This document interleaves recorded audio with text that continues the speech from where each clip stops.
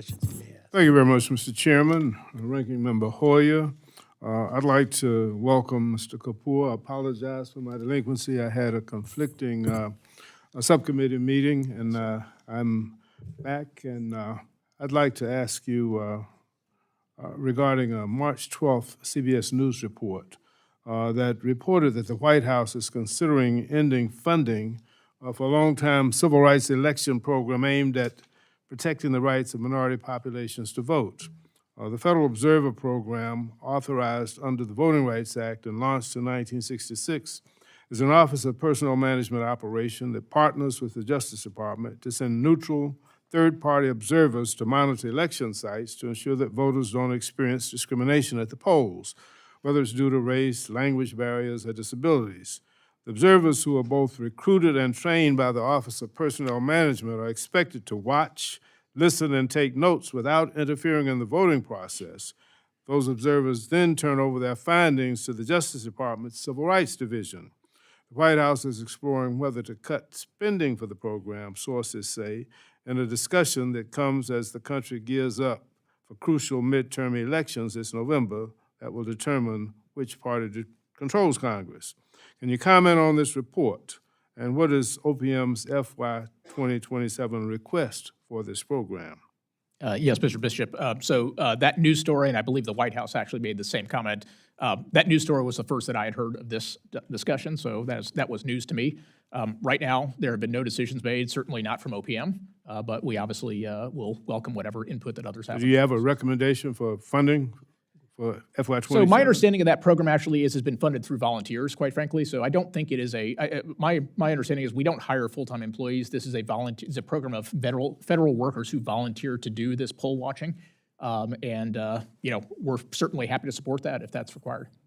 Do you intend to pursue that? Again, as I said, I have had no discussions with the White House on it, so I really can't tell you what their impressions are. If the White House requests that we do this, consistent with our obligation, certainly we would do it. Okay. So the fiscal year, thank you. Yes, sir. And if there's any additional information, please follow up with us. Yes, but sir. The FY 26 House FSGG bill contained report language instructing OPM to further explore ways to advance hiring outcomes for military spouses. As the co-chair of the Bipartisan Military Family Caucus, along with Representative Jennifer Kiggins of Virginia, what efforts are underway to link military spouses with federal job opportunities? Yes, Mr. Ritchie, this is a very important topic. So one of the things that you may know is, we talked about this earlier, but as part of the return to office mandates, obviously we have made exceptions, for example, for military spouses, which we think is important to make sure that they have the ability to get their jobs in the federal workforce without having to relocate to offices that may be inconsistent with their other requirements. So that's been one of the major initiatives. And then, as you well know, of course, there are broader preferences, of course, that are applied for military veterans and others in the hiring processes. My time has expired. The gentleman was around for the first round, so I would certainly indulge another question. Thank you. Let me go back. The retirement claims backlog at OPM has grown nearly 90% since the start of FY 26, and it exceeds 65,000 unprocessed claims. The surge is a direct and foreseeable consequence of the administration's workforce reduction policies. So what is your target for reducing the backlog, and when do you expect to return to normal processing levels? Yes, Mr. Bishop, thank you for that.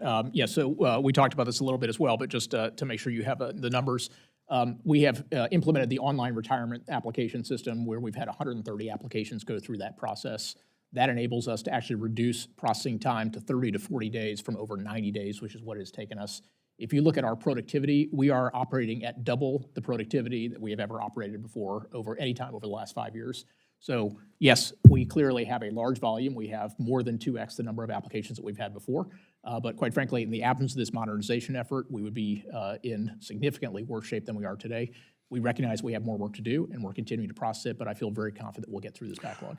I have a number of constituents that continue to call my constituent services directors in my 3 offices who want to know why is it, or when will I be able to get my retirement Yes, sir. processed? Yeah.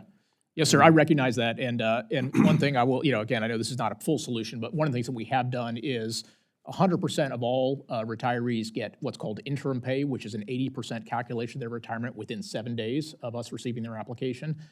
That is unprecedented. So historically, only 40% of people ever got interim pay. We did this specifically because we knew that the volume of applications was going to be high, that it would take us longer to adjudicate these claims. So this is not the end-all, be-all in terms of solving those problems, and I recognize, Mr. Bishop, that we do have work to do here, but I think we are on the right track. Okay, your public statements acknowledge that OPM doesn't receive a completed retirement application until roughly 120 days that is after correct. the employee begins the process. That is correct. With nearly a third of the applications stuck at the payroll providers at any given time. So, Yes, this is a serious problem. So, look, you're exactly right, which is we are dependent upon the HR organizations within agencies, and we're dependent upon the payroll providers to give us information we need. So you're absolutely right. There are delays as a result of that. As part of the online retirement system, for the first time, we actually have visibility into that delay. So we had an agency, for example, that was very far behind. We could go look in our system and see that we had one agency that was contributing to about 60% of our backlog of applications, and we were able to basically give them resources to push them through. So you're absolutely right. In the future, in the new system, we are testing this today. We are going to bypass HR, basically. We are not going to kind of rely on the HR agencies because we will now have all the electronic information we need to adjudicate an application. But you're 100% right, which is today a huge portion of delay of retirement, unfortunately, is not at the feet of OPM, but it is because we are dependent upon HR agencies and payroll agencies to get us information that we require.